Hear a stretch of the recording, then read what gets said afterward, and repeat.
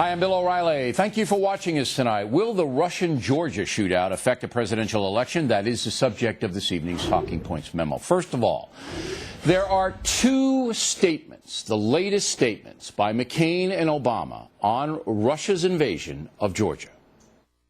The United States, Europe, and all other concerned countries must stand united in condemning this aggression and seeking a peaceful resolution of the crisis.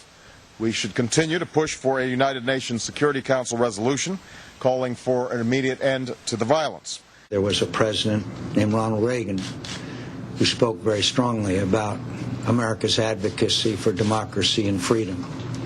He was criticized at that time. Now, there are two schools of thought here. First, the United States must confront Putin and make it painful for him in some way to dismantle Georgia, which he clearly wants to do.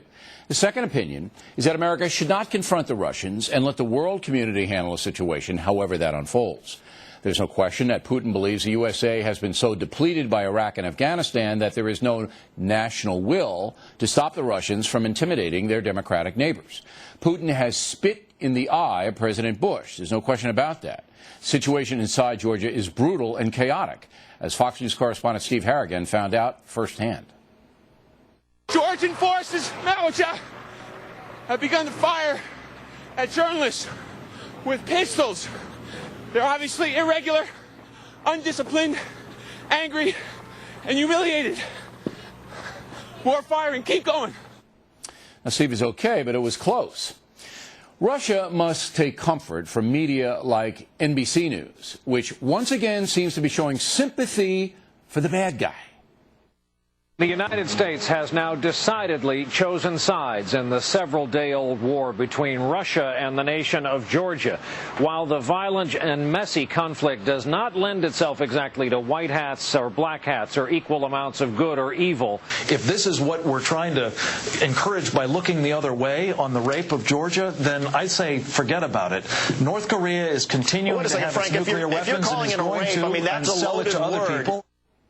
Rape is a loaded word.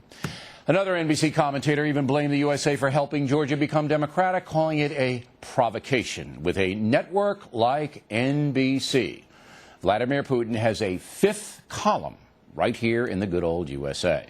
But most Americans understand that Putin is a villain, a former secret police killer who is intent in imposing Russian influence on border countries. The question is, which presidential candidate will most effectively deal with Putin? Yet another decision for the American voter to make.